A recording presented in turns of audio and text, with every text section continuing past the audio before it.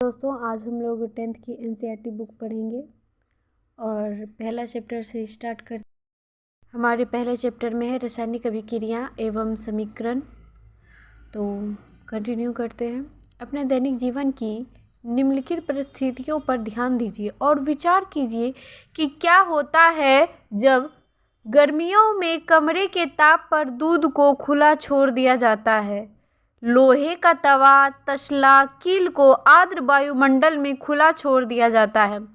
अंगूर का किण्वन हो जाता है, भोजन पकाया जाता है, हमारा शरीर भोजन को पचा लेता है, हम सांस लेते हैं। आगे, इन परिस्थितियों की प्रारंभिक वस्तु की प्रकृति तथा पहचान कुछ न कुछ बदल जाती है। पदार्थ के भौतिक एवं रासायनिक परिवर्तन के बारे में हम पिछली कक्षाओं में पढ़ चुके हैं। जब कोई रासायनिक परिवर्तन होता है तो हम कह सकते हैं कि एक रासायनिक अभिक्रिया हुई है। आप शायद सोच रहे होंगे कि रासायनिक अभिक्रिया का वास्तविक अर्थ क्या है। हम कैसे जान सकते हैं कि कोई रासायनिक अभिक्रिया हुई है? इन प्रश्नों के उत्तर पाने के लिए आइए हम कुछ क्रियाकलाप करते हैं। क्रियाकलाप 1.1 सावधानी।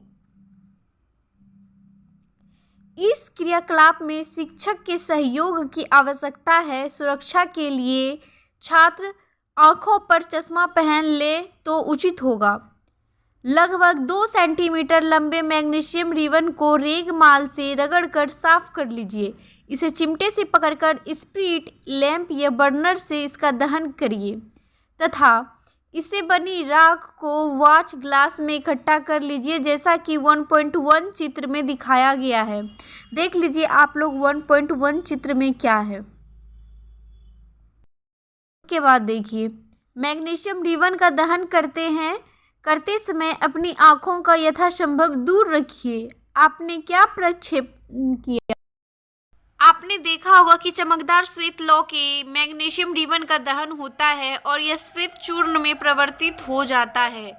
यह मैग्नीशियम ऑक्साइड का चूर्ण है। वायु में उपस्थित ऑक्सीजन तथा मैग्नीशियम के बीच होने वाली अभिक्रिया के कारण यह बनता है। क्रियाकलाप 1.2 एक प्रखनली में लेड मतलब सीसा नाइट्रेट का घोल लीजिए। इसमें पोटेशियम आयोडाइड का घोल मिला दीजिए। आपने क्या प्रक्षेपण किया? क्रियाकलाप 1.3 एक शंक्वाकार फ्लास्क या प्रखनली में कुछ दानेदार जिंक लीजिए, जिसमें तनु हाइड्रोलिक अम्ल या सल्फ्यूरिक अम्ल मिला दीजिए। सावधानी, अम्ल का इस्तेमाल सावधानी से कीजिए। क्या जस्ते के दोनों आसपास कुछ होता हुआ दिखाई दे रहा है? शंक्वाकार फ्लक्स या प्रखनली को स्पर्श कीजिए। क्या इसके तापमान में कोई परिवर्तन हुआ है? ऊपर दिए गए 3 क्रियाकलापों के आधार पर हम कह सकते हैं कि निम्न किसी भी प्रक्षेपण की सहायता से हम निर्धारित कर सकते हैं कि एक रासायनिक अभिक्रिया हुई है। अवस्था में परिवर्तन, रंग में परिवर्तन, गैस का निष्कासन, उत्सर्जन, तापमान में परिवर्तन। यदि हम आसपास हो रहे परिवर्तनों को देखें तो पाएंगे कि हमारे चारों ओर विविध प्रकार की रासायनिक अभिक्रियाएं हो रही है। इस अध्याय में हम विभिन्न प्रकार की रासायनिक अभिक्रियाओं और उनके प्रतीकात्मक निरूपण का अध्ययन करेंगे। रासायनिक समीकरण। क्रियाकलाप 1.1 का विवरण। जब ऑक्सीजन की उपस्थिति में मैग्नीशियम का रिबन दहन होता है तब मैग्नीशियम ऑक्साइड में परिवर्तित हो जाता है। वाक्य के रूप में किसी रासायनिक अभिक्रिया का विवरण बहुत लंबा होता है। इसे संक्षिप्त रूप में लिखा जा सकता है। इसे शब्द समीकरण के रूप में लिखना सरलतम विधि है। ऊपर दी गई अभिक्रिया का शब्द समीकरण इस प्रकार होगा: magnesium plus oxygen arrow magnesium oxide, जो कि उत्पाद है। आप लोगों को पता होगा कि ये मैग्नीशियम ऑक्साइड का कभी कभी एग्जाम में पूछ लिया जाता है कि कैसा कलर का होता है, तो ये सफ़ेद रंग का होता है। मेरे बहुत सारे एग्जाम में ये आए हुए हैं। अभिक्रिया 1.1 में मैग्नीशियम तथा ऑक्सीजन ऐसे पदार्थ हैं जिनमें रासायनिक परिवर्तन होता है। इन्हें अभिकारक इस अभिक्रिया के एक नए पदार्थ मैग्नीशियम ऑक्साइड का निर्माण होता है। इसे उत्पाद कहते हैं, जैसा कि ऊपर में मैंने बताया। शब्द समीकरण में अभिकारकों के उत्पाद में परिवर्तन को उनके मध्य एक तीर का निशान लगाकर दर्शाया जाता है। अभिकारकों के बीच योग मतलब प्लस का चिन्ह लगाकर उन्हें बाईं ओर LHS लिखा जाता है। इसी प्रकार उत्पादों के बीच भी योग प्लस का चिन्ह लगाकर दाईं ओर RHS लिखा जाता है। तीर का सिरा उत्पाद की ओर होता है तथा अभिक्रिया होने की दिशा को दर्शाता है। रासायनिक समीकरण लिखना। क्या रासायनिक समीकरण के निरूपण की इससे भी संक्षिप्त विधि है? इस शब्दों की जगह को रासायनिक सूत्र का उपयोग करके रासायनिक समीकरण को अधिक संक्षिप्त और उपयोगी बनाया जा सकता है। रासायनिक समीकरण किसी रासायनिक अभिक्रिया को दर्शाता है। यदि आप मैग्नीशियम ऑक्सीजन तथा मैग्नीशियम ऑक्साइड के सूत्रों का स्मरण करें तो उपरोक्त शब्द समीकरण इस प्रकार लिखा जा सकता है। तीर के निशान के बाईं ओर और दाईं ओर तत्वों के परमाणुओं की संख्या की गिनती की तुलना करें। क्या दोनों तत्वों के परमाणुओं की संख्या समान है? यदि नहीं तो समीकरण संतुलित है। क्योंकि समीकरण के दोनों ओर द्रव्यमान बराबर नहीं है, किसी अभिक्रिया का ऐसा रासायनिक समीकरण कंकाली रासायनिक समीकरण कहलाता है। इस प्रकार समीकरण मैग्नीशियम के वायु में जलने का कंकाली समीकरण है। संतुलित रासायनिक समीकरण का महत्व। आपको द्रव्यमान के संरक्षण का नियम स्मरण होगा जिसका आपने 9वीं कक्षा में अध्ययन किया था। किसी भी रासायनिक अभिक्रिया में द्रव्यमान का न हो तो निर्माण होता है, ना ही विनाश। अर्थात किसी भी रासायनिक अभिक्रिया के उत्पाद तत्वों का कुल द्रव्यमान अभिकारक तत्वों के कुल द्रव्यमान के बराबर होता है। दूसरे शब्दों में रासायनिक अभिक्रिया के पहले एवं उसके पश्चात प्रत्येक तत्व के परमाणुओं की संख्या समान रहती है। इसीलिए हम कंकाली समीकरण को संतुलित समीकरण आवश्यक है। क्या रासायनिक समीकरण संतुलित है? आइए हम रासायनिक समीकरण को चरणबद्ध संतुलित करना सीखें। शब्द समीकरण को इस प्रकार दर्शाया जाता है। जिंक सल्फ्यूरिक अम्ल arrow zinc sulphate plus hydrogen. उपयुक्त शब्द समीकरण को निम्नलिखित रासायनिक समीकरण को दर्शाया जा सकता है। Zn प्लस H2SO4 का अभिक्रिया एरो देकर के ZnSO4 प्लस H2 बनता है। तो इस समीकरण में तीर के निशान दोनों ओर के तत्वों के परमाणुओं की संख्या की तुलना कर। जैसा कि समीकरण में 1.3 में तीर के निशान के दोनों ओर प्रत्येक तत्व के परमाणुओं की संख्या समान है, इसीलिए यह एक संतुलित रासायनिक समीकरण है। अब हम रासायनिक समीकरण को संतुलित करने का प्रयास करते हैं। Fe plus H2O arrow Fe3O4 plus H2। फिर उसके बाद आप यहाँ नीचे देखें Fe plus H2O arrow Fe3O4 H2O। फिर उसके बाद हम लोग आगे इसमें देखते हैं तो सुविधा के लिए सबसे पहले परमाणु के यौगिक को पहले संतुलित कीजिए, चाहे वो अभिकारक हो या उत्पाद। उस यौगिक में सबसे अधिक परमाणु वाले तत्व को चुनिए। इस आधार पर हम Fe3O4 और उसके ऑक्सीजन तत्व को चुनते हैं। दाईं ओर ऑक्सीजन के 4 परमाणु हैं जबकि बाईं ओर केवल 1। ऑक्सीजन परमाणु को संतुलित करने के लिए याद रखना आवश्यक कि परमाणु की संख्या को बराबर करने के लिए हम अभिक्रिया में शामिल तत्वों एवं यौगिकों के सूत्रों को बदल नहीं सकते। जैसा कि ऑक्सीजन परमाणु को संतुलित करने के लिए हम 4 गुणांक लाकर 4H2O लिख सकते हैं, लेकिन H2O4 या H2O पर होल पावर 4 नहीं। आंशिक रूप से संतुलित समीकरण इस प्रकार Fe3 plus 4H2O Fe3 arrow दे करके Fe3O4 प्लस H2O आंशिक रूप से संतुलित समीकरण। के बाद हम आगे देखते जाएंगे तो ये हमारा यहाँ पर आकर के मिलता है Fe3 plus 4H2O arrow Fe3O4 plus 4H2O आंशिक रूप से संतुलित समीकरण।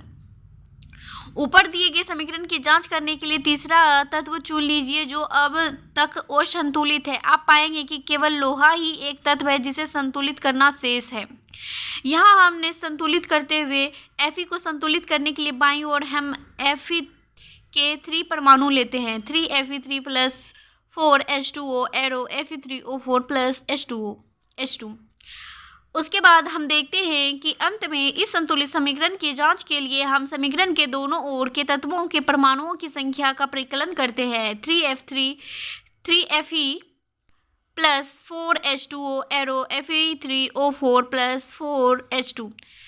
समीकरण 1.9 में दोनों ओर के तत्वों के परमाणु की संख्या बराबर है, अतः यह समीकरण अब संतुलित है। रासायनिक समीकरण को संतुलित करने की विधि हीट एवं ट्रायल विधि कहते हैं, क्योंकि सबसे छोटी पूर्णांक संख्या के गुणांक का उपयोग करके समीकरण को संतुलित करने का प्रयत्न करते हैं।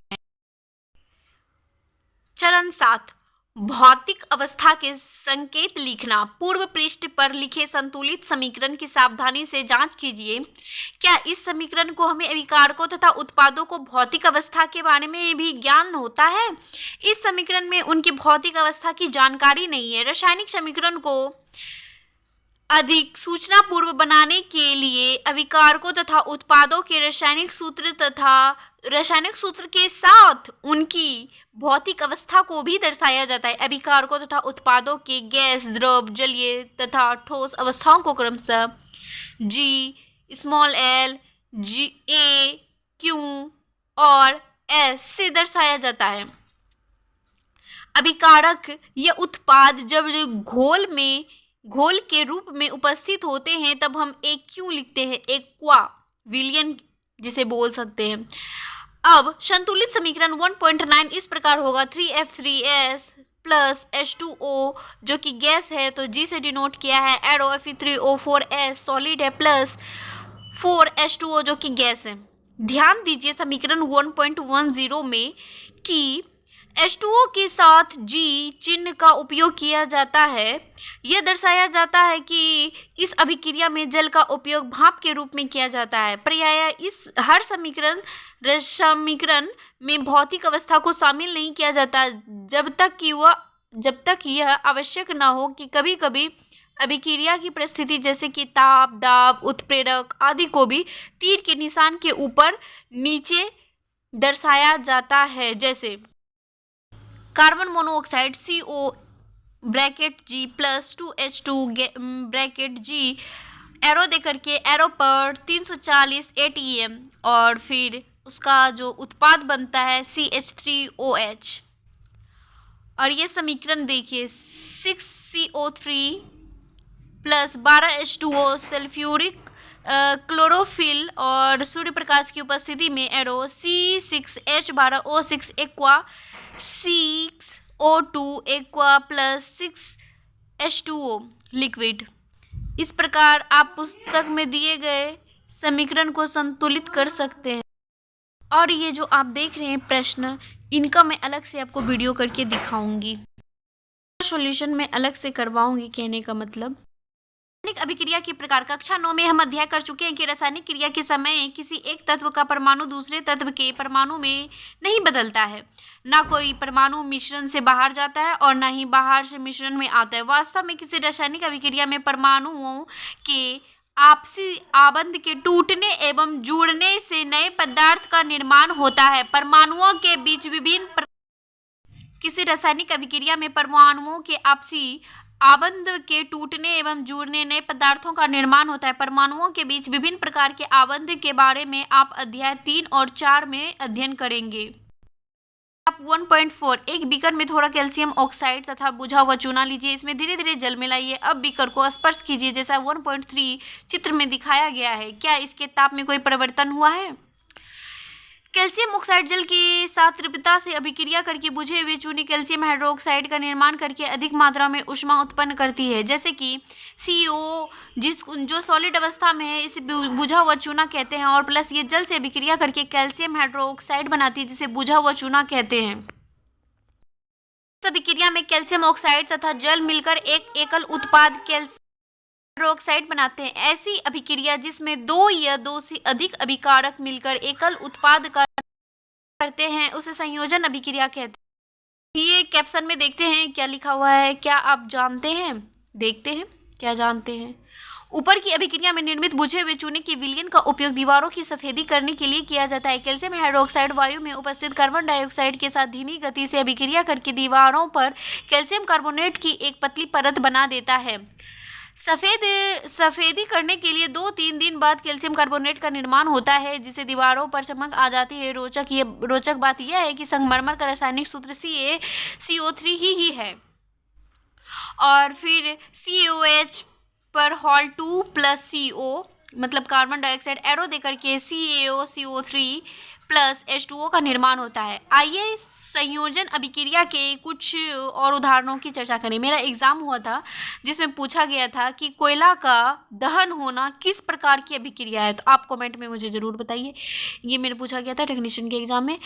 C+O2 एरो CO2 H2 और ऑक्सीजन से जल का निर्माण 2H2 plus O2 arrow 2H2O।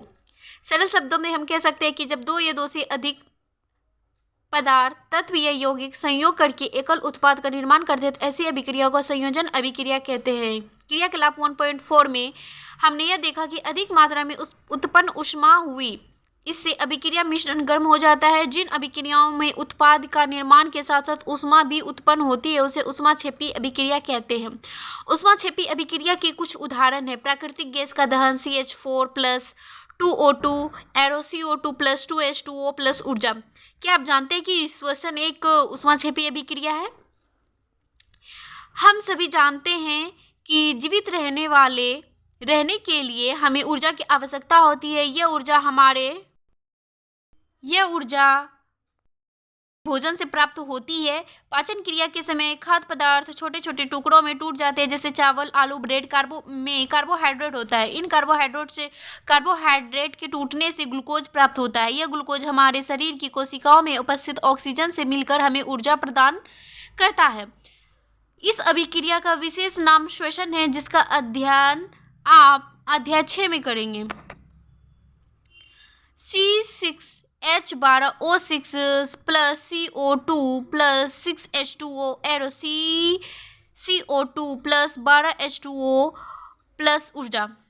शाक सब्जियों जैसे वनस्पति द्रव्य का विघटित होकर कंपोस्ट बनना भी इस ऊष्माक्षेपी का उदाहरण है। क्रियाकलाप 1.1 में दी गई अभिक्रिया के प्रकार को पहचानिए जिसमें एकल उत्पाद का निर्माण के साथ ऊष्मा उत्पन्न होती है। वियोजन अभिक्रिया। एक सूक्ष्म कवथन नली 2 ग्राम फेरस सल्फेट की क्रिस्टल लीजिए। फेरस सल्फेट की क्रिस्टल के रंग पर ध्यान दीजिए। कवथनांक नली के बर्नर या स्प्रिट लैंप की ज्वाला को गर्म कीजिए, जैसे 1.4 चित्र में दिखाया गया है, और गर्म करने के पश्चात क्रिस्टल के रंग को देखिए। क्या आपने ध्यान दिया कि फेरस सल्फेट के हरे रंग में परिवर्तन हुआ है? सल्फर के दहन से उत्पन्न उस अभिलाक्षणिक गंध को भी आप सूंघ सकते हैं। FeSO4 ऊष्मा देकर के Fe2O3 plus SO2 plus SO3। आप देख सकते हैं कि अभिक्रिया में एकल अभिकारक टूटकर छोटे छोटे उत्पाद प्रदान करते हैं। यह वियोजन अभिक्रिया है। गर्म करने के लिए फेरस सल्फेट FeSO4 का क्रिस्टल जल त्याग देता है और क्रिस्टल रंग बदल जाता है। इस उपरांत फेरिक ऑक्साइड का सूत्र है Fe2O3, सल्फर डाइऑक्साइड जिसका सूत्र है SO2 तथा सल्फर ट्राइऑक्साइड जिसका सूत्र है SO3 में वियोजित हो जाता है। फेरिक ऑक्साइड ठोस है जबकि SO2 और SO3 गैसें हैं। ऊष्मा देने पर कैल्शियम कार्बोनेट का कैल्शियम ऑक्साइड का कार्बन डाइऑक्साइड में वियोजित होना एक प्रमुख वियोजन अभिक्रिया है जिसका उपयोग विभिन्न उद्योग में होता है। कैल्शियम ऑक्साइड को चूना या बिना बुझा हुआ चूना भी कहते हैं। इसके अनेक उपयोगों में से एक उपयोग सीमेंट के निर्माण में होता है। ऊष्मा के द्वारा की गई वियोजन अभिक्रिया को ऊष्मीय वियोजन कहते हैं। CaCO3 गैस जो कि सॉलिड अवस्था में है उसमें हीट देकर के CO प्लस CO2 बनाते हैं जो कि रंगहीन होता है, बुझा हुआ चूना। ऊष्मीय वियोजन अभिक्रिया एक अन्य उदाहरण 1.6 में दिया जाता है। क्वथन नली 2 ग्राम लेड नाइट्रेट का चूर्ण लीजिए। चिमटे से क्वथन नली को पकड़कर ज्वाला के ऊपर रखकर इसे गर्म कीजिए, जैसा 1.5 चित्र में आपको ये देखिए दिखाया गया। आपने क्या देखा? यदि कोई परिवर्तन हुआ है तो नोट कर लीजिए। आप देखेंगे कि भूरे रंग का धुआं उत्सर्जित होता है और यह नाइट्रस डाइऑक्साइड का धुआं। यह अभिक्रिया प्रकार 2PbNO3 पर हॉल 2 तापन मतलब ऊष्मा दिया गया 2PbO plus 4NO2 plus O2। आइए क्रियाकलाप 1.7 और 1.8 में दी गई कुछ अन्य घटनाओं पर अभिक्रिया करते हैं। देखिए, एक प्लास्टिक का मग लीजिए, इसकी तली में 2 छिद्र करके उनमें रबर का डाट लगा दीजिए और इन छिद्रों को कार्बन इलेक्ट्रिक डाल दीजिए, जैसे कि चित्र 1.6 में दिखाया गया है। इन इलेक्ट्रिक को 6 वोल्ट की बैटरी से जोड़ दीजिए। मग में इतना जल डालिए कि इलेक्ट्रोड उसमें डूब जाए और दोनों सल्फ्यूरिक अम्ल की बूंदें कुछ डाल दीजिए और जल की भरी 2 आंशिक प्रणालियों को दोनों कार्बन इलेक्ट्रॉनों के ऊपर रख दीजिए। अब विद्युत धारा प्रवाहित करके इस उपकरण को थोड़ी देर के लिए छोड़ दीजिए। दोनों इलेक्ट्रॉन आप बुलबुले बनते हुए देखेंगे कि ये बुलबुले आंशिक नली से जल को विस्थापित कर देते हैं। क्या दोनों प्रणाली में एकत्रित गैस का आयतन समान है? अब दोनों प्रणालियां गैस से भर जाए और तब उन्हें सावधानी पूर्वक हटा लीजिए। एक जलती हुई मोमबत्ती को दोनों प्रणालियों के मुंह पर डालकर इन गैसों की जांच कीजिए। सावधानी, इस चरण को शिक्षक द्वारा सावधानी पूर्वक किया जाना चाहिए। दोनों परिस्थितियों में क्या होता है, दोनों प्रक्रियाओं में कौन सी उपस्थिति है। 1.8 चाइना डिश में 2 ग्राम सिल्वर क्लोराइड लीजिए। इसका रंग क्या है? इस चाइना डिश को थोड़ी देर के लिए सूर्य के प्रकाश में रख दीजिए। थोड़ी देर पश्चात सिल्वर क्लोराइड का रंग देखिए। आप देखेंगे कि सूर्य के प्रकाश से श्वेत रंग का सिल्वर क्लोराइड धूसर रंग का हो जाता है और प्रकाश की उपस्थिति में सिल्वर क्लोराइड या सिल्वर तथा क्लोरीन में वियोजन के कारण ऐसे होता है। 2AgCl सूर्य के प्रकाश की स्थिति में 2Ag + Cl2 सिल्वर ब्रोमाइड इसी प्रकार की अभिक्रिया करते हैं। एग्जाम में पूछा जाता है AgCl सिल्वर क्लोराइड का रंग कैसा होता है? श्वेत होता है।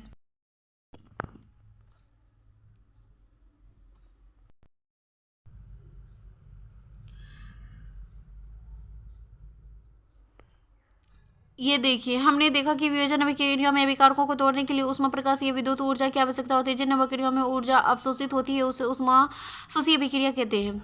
और ये लिखित क्रियाकलाप है और ये प्रश्न का हम बाद में लेकर के आएंगे, तो इन्हें आप देखिएगा। और फिर आगे आप ये देखिए, विस्थापन अभिक्रिया, और ये सब अभिक्रियाकलाप दिया गया है और इसमें लोहे की कील को लटकाया गया है जो कि इस तरह से है। आगे देखते हैं। ये देखिए, लोहे की कील में अंदर देखा गया है और उसके बाद लोहे की कील का रंग भूरा क्यों हो जाता है? कॉपर सल्फेट के विलयन का रंग नीला क्यों मलिन क्यों पड़ जाता है? लोहे की कील का रंग भूरा क्यों हो गया और कॉपर सल्फेट के